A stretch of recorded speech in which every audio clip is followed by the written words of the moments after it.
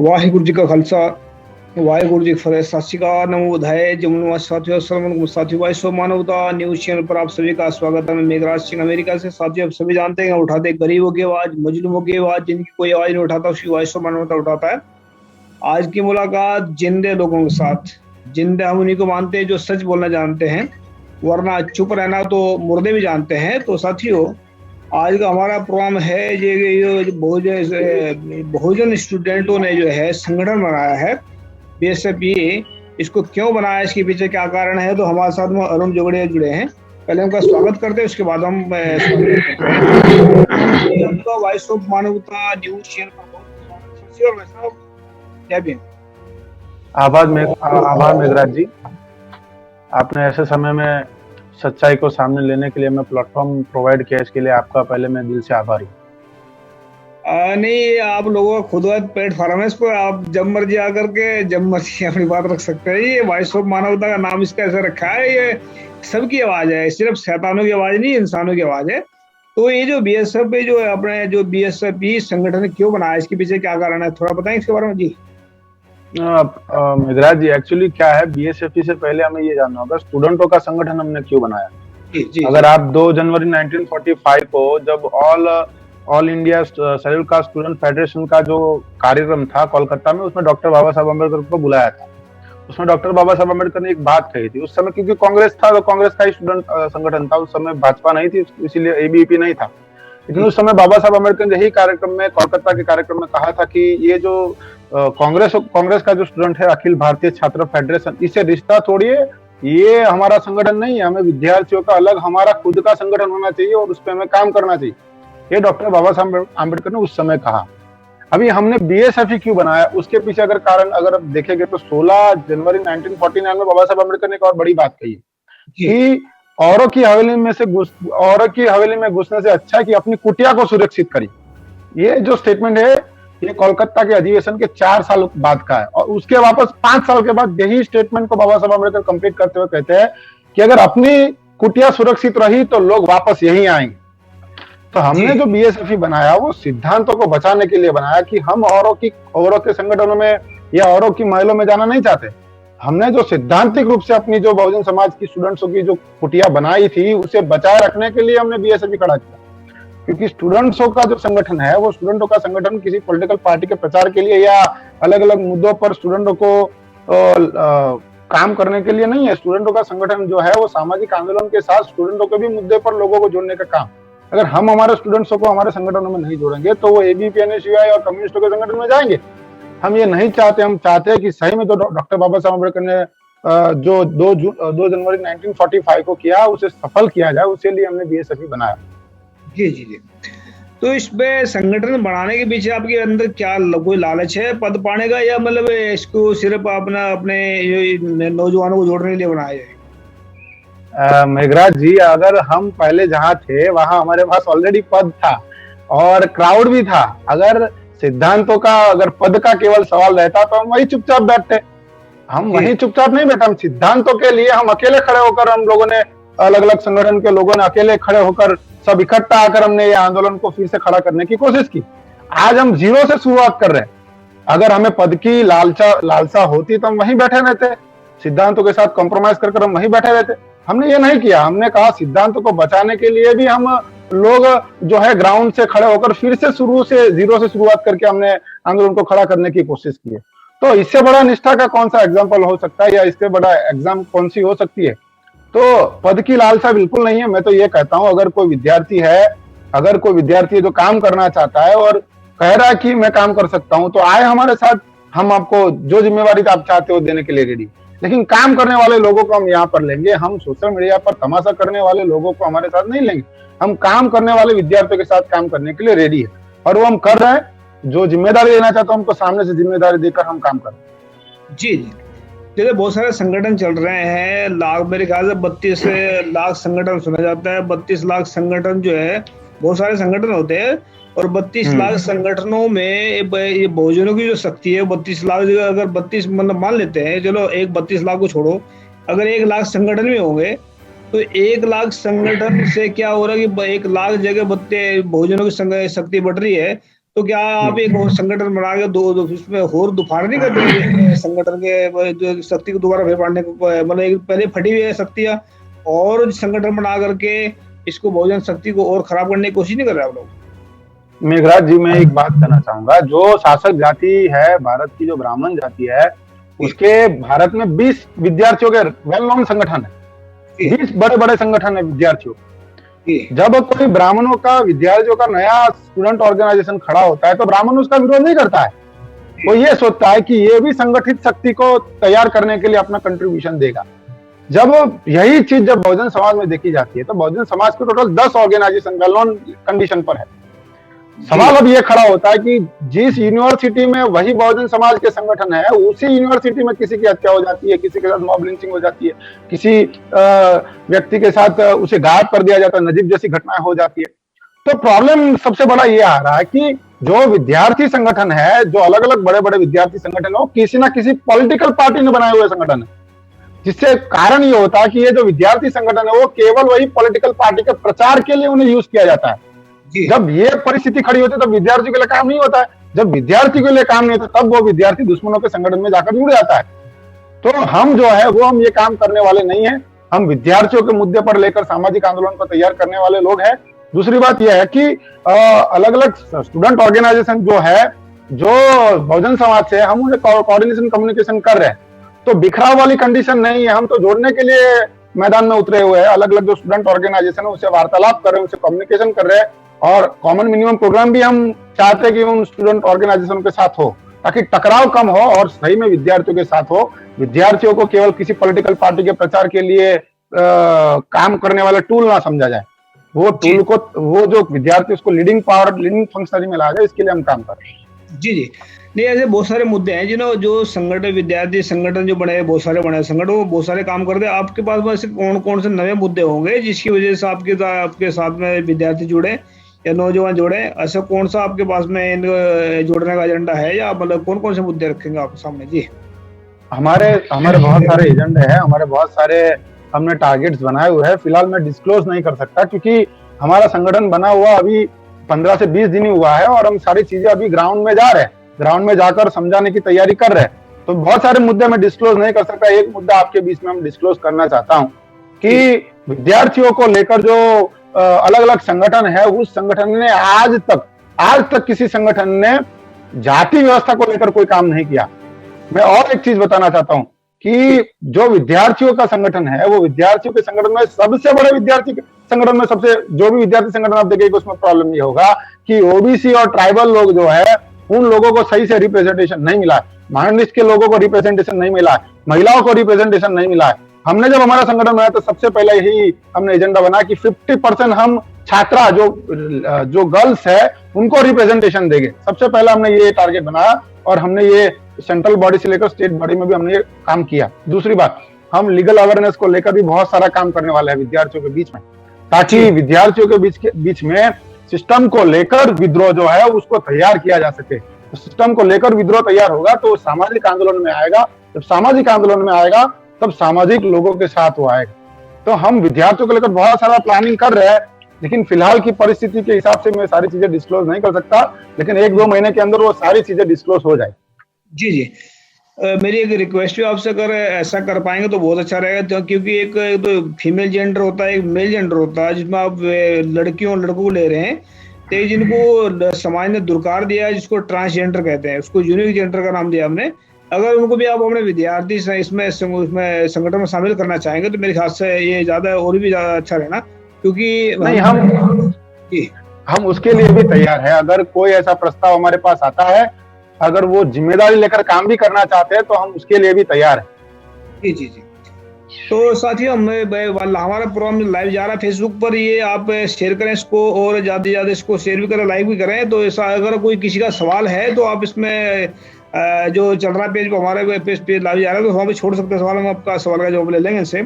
तो जैसे आप सोशल मीडिया पे आपके विरोध में काफी बातचीत चल रही थी, कोई गद्दार कहता है, कोई कुछ कहता है, कोई कुछ कहता है, ये उनको आप ये ऐसा क्यों हुआ, इसके पीछे क्या कारण रहा है, थोड़ा बताएंगे इसके बारे में थोड़ा? जी,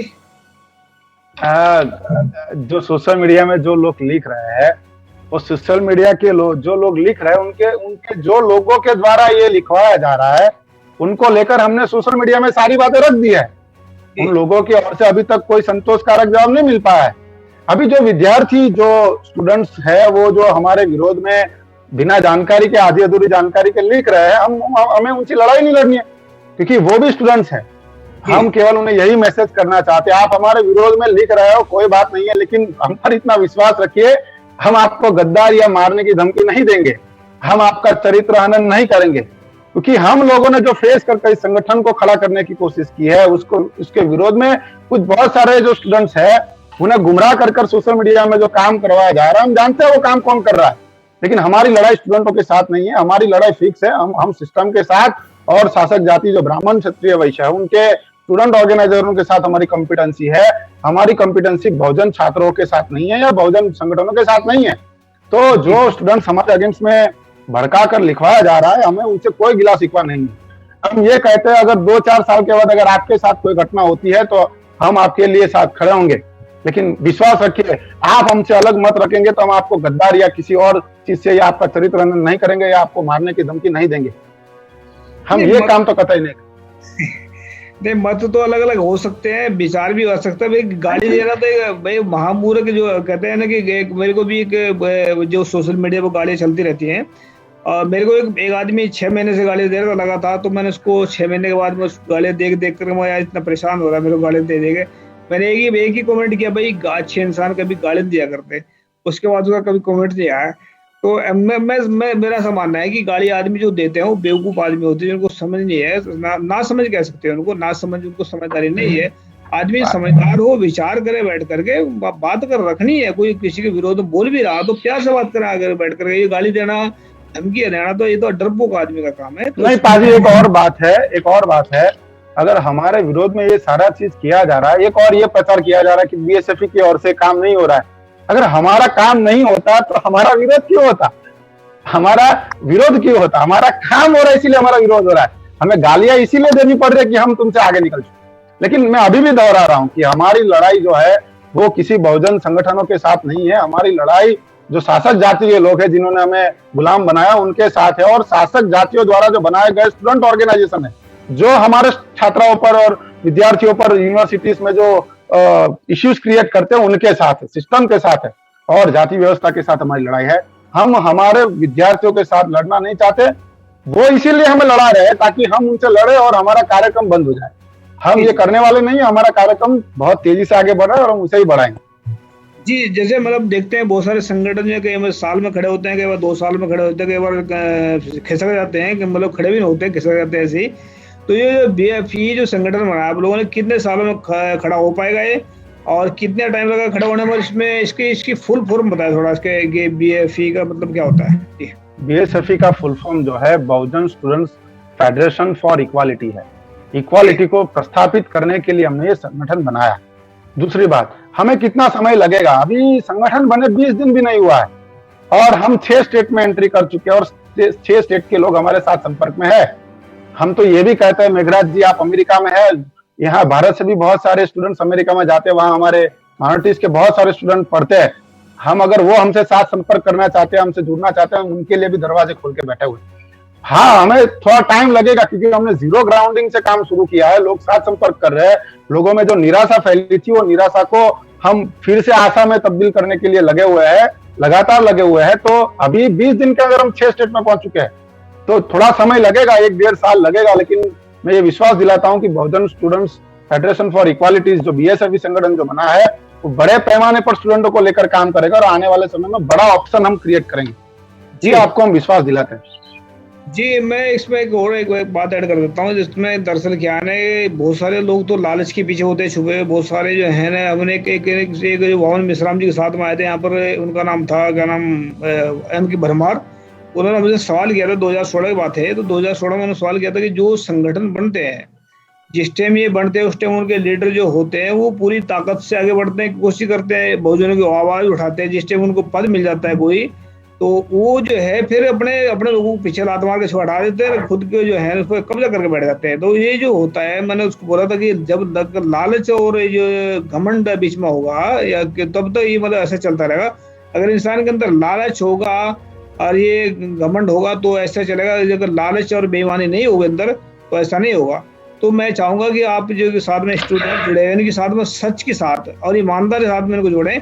अगर वो पहले से जुड़े फिर तो कोई बड़ी बात नहीं, फिर तो अच्छी बात है। अगर वो नहीं जुड़े हुए हैं तो सच और ईमानदारी ये अगर इंसान के दिमाग में होगी तभी वो परख सकता है दूसरे को, तभी वो आगे बढ़ा सकता है और खुद बढ़ सकता है। तो मेरी रिक्वेस्ट है कि जितनी भी आप आपकी इस बात पर मैं आपको एक एग्जांपल देना चाहता हूँ। हमारे संगठन का एक एग्जांपल है। हमारे संगठन में हमने कैसे लोगों को जोड़ा है। एक विद्यार्थी है, नाम अभी नहीं देना चाहता हूँ, वो विद्यार्थी जो था उसके पास दवाई के पैसे नहीं थे जी। उस विद्यार्थी के पास दवाई के पैसे नहीं थे।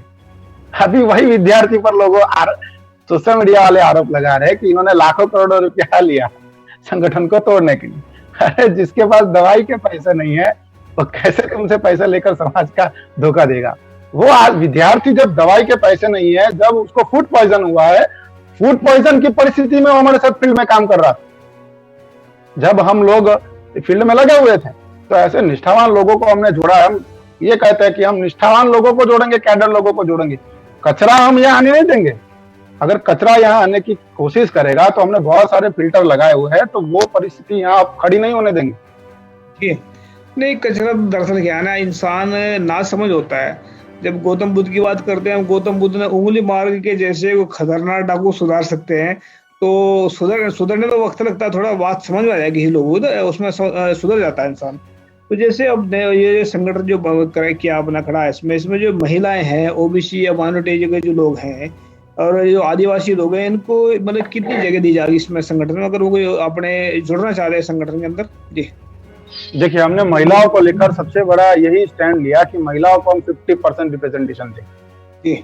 दूसरी बात, हम लोग जो है ओबीसी नेतृत्व जो है, ओबीसी नेतृत्व को प्राथमिकता देंगे, ट्राइबल के नेतृत्व को प्राथमिकता देंगे। हमने ये तैयारी की, माइनॉरिटीज के नेतृत्व को भी हम प्राथमिकता देंगे। तो हम जो है, संविधान ने जिस तरीके से संविधान का मसौदा बना और रिप्रेजेंटेशन SC ST OBC और माइनॉरिटीज को दिया, वही रिप्रेजेंटेशन हम हमारे संगठन में भी दे रहे हैं। और खासकर हम ये तैयारी में है कि ओबीसी वर्ग, जिसको आज तक बहुजन स्टूडेंटों के जो संगठन है उससे दूर रखा गया, लीडिंग फंक्शनरी से दूर रखा गया, वही लोगों को हम लीड करवाना चाहते हैं। और आपने अभी हमारा जब यूपी का अभी हमने बॉडी डिक्लेयर किया, उसका हमारा नेतृत्व करने वाला जो लड़का है वो ओबीसी है। और सारे स्टेट्स में भी जब हमारी वार्तालाप चल रही है तो वहां से भी बहुत सारे ओबीसी के लोग हमसे जुड़ रहे हैं और बड़े पैमाने पर हम ओबीसी स्टूडेंटों को भी हमारे साथ जुड़ने में सफल हो पा रहे हैं। जी, तो इसमें जो है मतलब देखते हैं, जब हमें जो छात्राएं हैं जो आपके साथ जुड़ी हैं, छात्राएं इसमें जुड़ने वाली हैं या जुड़ रहे हैं, उनके लिए आपके पास में क्या नया प्लान, उनको कैसे आप जोड़ पाएंगे? क्योंकि हर एक इंसान को समझाना तो बहुत मुश्किल बात होती है, पर उनको कोई जुड़ना चाहता है, कोई कई चीजें उनके सामने हो, तो उनको जोड़ने के लिए आपके पास क्या प्लान है? छात्राओं को जोड़ने के लिए हमारे पास सबसे बड़ा प्लान यह है कि छात्राओं की सिक्योरिटी को लेकर यूनिवर्सिटीज में बहुत बड़ा प्रॉब्लम है, इसको लेकर हम एक प्लानिंग कर रहे हैं। दूसरा जो है, छात्राओं को लेकर, जो छात्राएं हैं वो अलग अलग छात्राओं से कम्युनिकेशन कोऑर्डिनेशन में नहीं है। जैसे कि एक ही गांव में रहने वाली छात्राएं है, वो भी कम से कम अपने गांव की रहने वाली छात्राओं के साथ कोऑर्डिनेशन कम्युनिकेशन में नहीं होती है। तो हम उस पर भी काम करें, हम बेसिक वर्क पर जाकर काम करें। हमारे पास सबसे बड़ा फायदा यह है कि छात्राओं में काम करने वाले जो छात्रा नेतृत्व थी, वो सारी छात्रा नेतृत्व हमारे संपर्क में आ रही है और हमारे संगठन के साथ जुड़ रही है। मैं अभी कोई सारा एजेंडा इसीलिए डिस्क्लोज नहीं करना चाहता हूं क्योंकि हमने जो एजेंडा बनाया है उसको हम समाज में जाकर समझा रहे हैं और उसको तैयार कर रहे हैं। अगर अभी मैं यहां से डिस्क्लोज करता हूं तो कॉपी पेस्ट वाला कार्यक्रम शुरू हो जाएगा और हम कॉपी पेस्ट वाले कार्यक्रम से निराशा फैले ऐसा काम नहीं करना चाहते, क्योंकि हम जो तैयारी कर रहे हैं वो बिना तैयारी के लोगों को मैदान में उतारने के लिए नहीं कर रहे हैं। हम जो तैयारी कर रहे हैं वो तैयारी के साथ उतरने की कोशिश कर रहे हैं। अगर कोई हमारा कॉपी पेस्ट करेगा तो मुझे विश्वास है कि वो बिना तैयारी के उसको इंप्लीमेंट कर देगा। जब बिना तैयारी के इंप्लीमेंट करेगा तो वो ऑप्शन को लेकर लोगों में निराशा फैलेगी, और जब हम वो ऑप्शन लेकर लोगों के पास जाएंगे तो लोग कहेंगे नहीं, इससे नहीं हो सकता है। तो ये निराशा ना फैले, इसके लिए अभी हम एजेंडा डिक्लेयर नहीं कर रहे हैं। बाकी ग्राउंडिंग हमारा तैयार है, हमें सारे एजेंडे प्लानिंग हमने तैयार करके रखे हैं। फिलहाल के लिए यही कहता हूं कि हम बहुत सारी चीजें करने वाले हैं। छात्राओं को लेकर हम 50% रिप्रेजेंटेशन देकर कम्युनिकेशन कैसे डेवलप होता है, यूनिवर्सिटीज में सिक्योरिटी को लेकर क्या क्या प्रॉब्लम है, वो सारी चीजों को हम ऑब्जर्व कर रहे हैं। बहुत सारे लोग हमें प्रस्ताव भी भेज रहे हैं कि हमारे साथ ये प्रॉब्लम हो रही है, उस प्रस्ताव पर इंडिविजुअल लेवल पर भी हम तैयारी कर रहे हैं। जी, जो जैसे हम यूनिवर्सिटी की बात करते हैं, यूनिवर्सिटी के बाद में कई बार बहुत सारे मर्डर भी होते हैं वहाँ पर। तो जो मर्डर होते हैं इनकी, इसके बारे में आपका क्या कहना, आप क्या कहना चाहते हैं इसके, क्योंकि जो मर्डर यूनिवर्सिटी के अंदर हो रहे हैं, ये तो टीचर है या मतलब कहीं ना कहीं प्रिंसिपल है या कहीं ना कहीं, क्या इसके पीछे क्या समझते हैं, क्यों होता है ऐसा? देखिए, उसके पीछे दो कारण रहा है।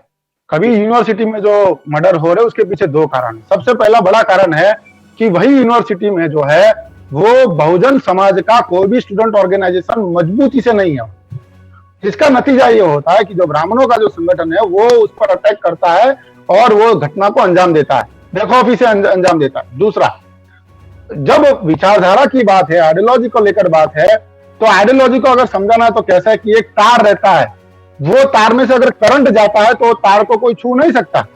अगर वही तार में से करंट नहीं जाएगा तो उस पर कपड़े सुखा दिए जाएंगे। तो जो हमारे स्टूडेंट्स है वो विचारधारा में नहीं है। जब विचारधारा में नहीं है तो क्या होता है, वो बिना करंट वाले तार की तरह है, उसके साथ कुछ भी हो जाता है। लेकिन अगर वो विचारधारा में, आइडियोलॉजी में होगा तो उसे छूने की कोई हिम्मत नहीं करेगा। हम ये कहते हैं कि जिस यूनिवर्सिटी में बीएसएफई का हम एस्टेब्लिशमेंट करेंगे, उस यूनिवर्सिटी में ऐसी कोई भी घटना हम नहीं होने देंगे। हम अलग अलग यूनिवर्सिटीज के लोग जो है हम संपर्क कर रहे हैं, हम ये विश्वास दिलाते हैं कि अगर आपने बीएसएफई का साथ दिया और बीएसएफई को खड़ा किया तो हम ऐसी कोई भी घटना नहीं दोहराने देंगे यूनिवर्सिटीज में। हम स्टूडेंट्सों को लेकर ये सारी चीजों का प्लानिंग कर रहे हैं। इवन हम ये भी चाहते हैं कि जो एलएलबी के स्टूडेंट्स जो है वो जो पढ़ाई कर रहे हैं वो भी हमसे जुड़े, ताकि हम लीगल प्रोस्पेक्ट जो हमारा है उसको भी मजबूत करके तैयार करके लोगों को तैयार कर रहे हैं। जी, तो यूनिवर्सिटीज में मैं इतना ही कहना चाहूंगा, अगर बीएसएफई को मजबूत किया जाता है यूनिवर्सिटी में तो ये हम विश्वास दिलाते कि ऐसी कोई घटना को दोहराया नहीं जाएगा। नहीं वो तो बात ठीक है, लेकिन अगर एक मतलब साइकोलॉजिकल जो अगर सोचे ना थोड़ा, इसमें थोड़ा डीपली जाकर देखें इसमें, तो जब इंसान किसी के ऊपर हमला कर रहा है, जैसे सांप है, सांप जा रहा है कहीं को, और सांप को इंसान क्यों मारता है? क्योंकि उसको डर लगता है इससे कि मेरे काट न ले वापस ये, मतलब अगर इसके अंदर जहर भरा, भले ही सांप को पता भी ना हो मेरे साथ में क्या होने वाला है, उसमें वो चला जा रहा है सड़क के ऊपर को, लेकिन उसके ऊपर कहीं ना कहीं मार देते हैं लोग। क्यों मारते हैं? क्योंकि इसको डर लगता है उससे कि मेरे को काट ना ले। ऐसा तो नहीं है कि जो मतलब जो एसटी एससी ओबीसी के जो छात्र हैं या जो लोग हैं, इनकी ताकत से उन लोगों को डर लग रहा हो जो मारते हैं लोगों को, ऐसा तो नहीं है? सबसे बड़ा प्रॉब्लम यह है कि जेएनयू जैसी यूनिवर्सिटीज में भी ये सारा प्रॉब्लम जब हुआ है तो हमने देखा है कि सबसे बड़ा प्रॉब्लम इसीलिए जो व्यवस्था के जो स्टूडेंट्स है उनको सबसे बड़ा डर यह है कि बहुजनों के जो स्टूडेंट्स है उसके साथ कई स्टूडेंट जुड़ गए तो यूनिवर्सिटी में हमारी जो आइडियोलॉजी का काम हम करते हैं, हम जो व्यवस्था मनुस्मृति की लागू करना चाहते हैं वो लागू नहीं हो पाएगी। क्योंकि यही स्टूडेंट्स जो है, विश्वविद्यालयों में क्या होता है, सारे टॉपिक्स पर जो रिसर्च होता है वो रिसर्च पर अगर कोई विद्यार्थी जो है, बहुजन विद्यार्थी, वो रिसर्च कर सारे कच्चे चिट्ठे खोल देगा तो क्या होगा।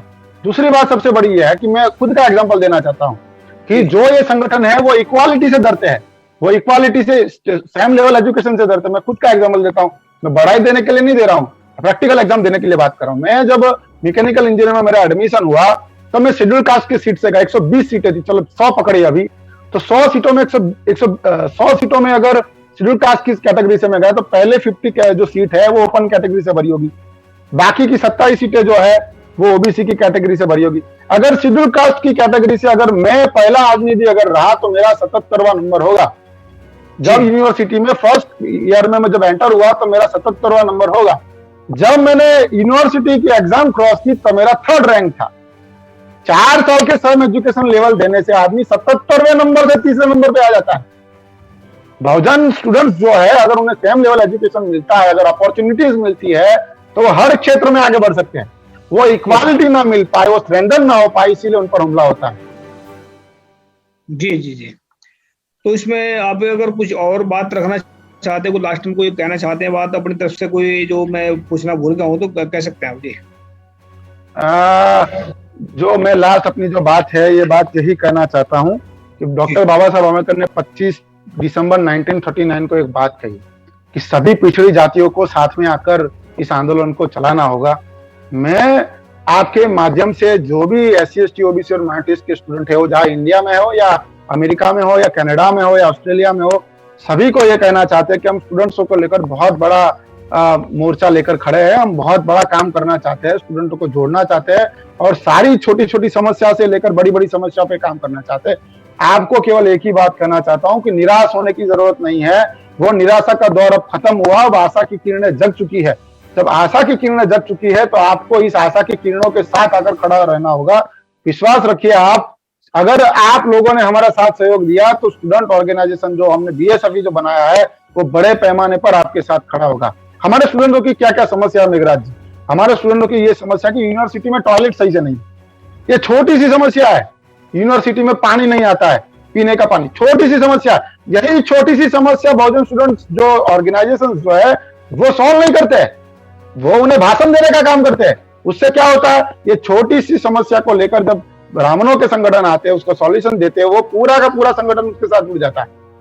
जब संगठन विद्यार्थियों का पास आ जाए तब ना समझा पाएंगे। तो पास लाना होगा, समझाना होगा। हमारे ही लोग हैं, चाहे आज उनको एक छोटी सी समस्या भले ही बड़ी समस्या लग रही हो, लेकिन उस छोटी समस्या पे भी अगर हम काम करेंगे तो हमारी बात सुनेंगे, हमारे साथ जुड़ेंगे, फिर उनको समझा जा सकता है, जोड़ा जा सकता है। जी लास्ट में मैं एक ही बात कहना चाहता हूं जो डॉक्टर बाबा साहब अम्बेडकर ने कही 21/7/1946 में कि हम शायद आज लड़ाई हार जाएंगे लेकिन युद्ध हम ही जीतेंगे। हम लड़ाई भले ही आज हार जाए लेकिन युद्ध हम ही जीतेंगे। मैं यही बात दोहराना चाहता हूं। शायद आज हम कम संख्या में जरूर है, ये छोटी सी लड़ाई है, लेकिन हम लगे हुए हैं, ये युद्ध हम ही जीतेंगे। और हम बहुजन स्टूडेंट्सों के लिए जो एक बड़ा ब्लैकआउट कर दिया गया था, वो ब्लैकआउट दौर खत्म हो चुका।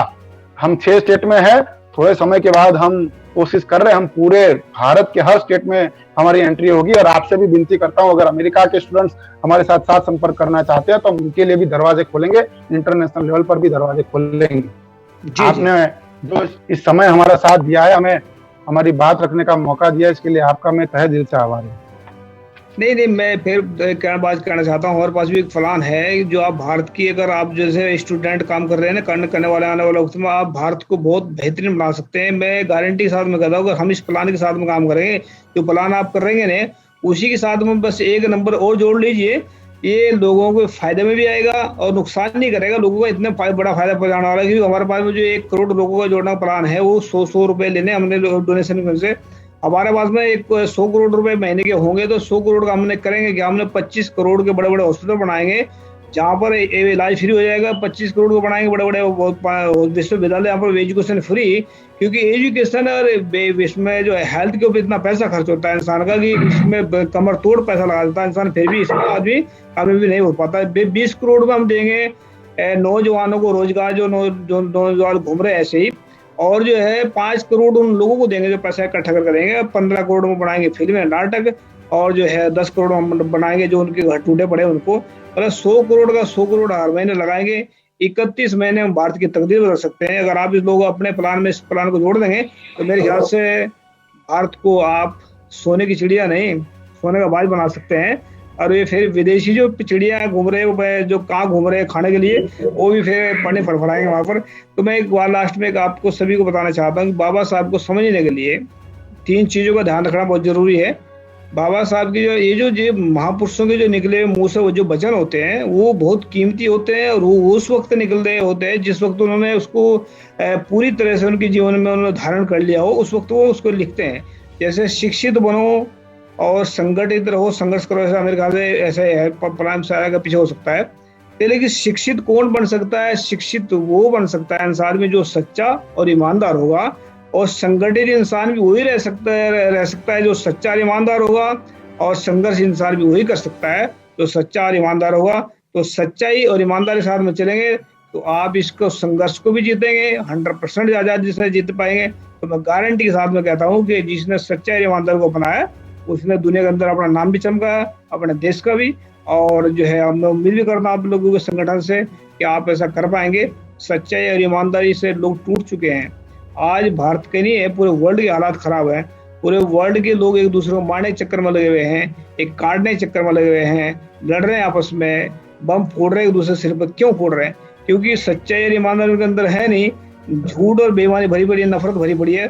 तो नफरत जो है झूठ से निकलती है और नफरत जिनकी खराब हो जाती है। मैं उम्मीद भी करता हूँ आप सभी से।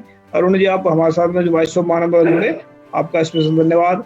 और उम्मीद भी करता हूँ कि हर हफ्ते नहीं महीने में एक ऐसा कोई प्रोग्राम दे हमें, ताकि 20-50 स्टूडेंट या 10 जुड़ कर बात रख सकें और आगे ऐसा कोई नया से नया प्लान कर सके, ताकि आने वाला कल आपका भविष्य उज्जवल हो। और ये कामना करते हैं भाई मानवता हमेशा सच्चे लोगों के साथ में और आप लोगों के साथ में रहेगा। थैंक यू जुड़ने के लिए। सत श्री जी अकाल। आभार। ये शुक्रिया, धन्यवाद आपका जुड़ने का। Thank you. सत श्री अकाल।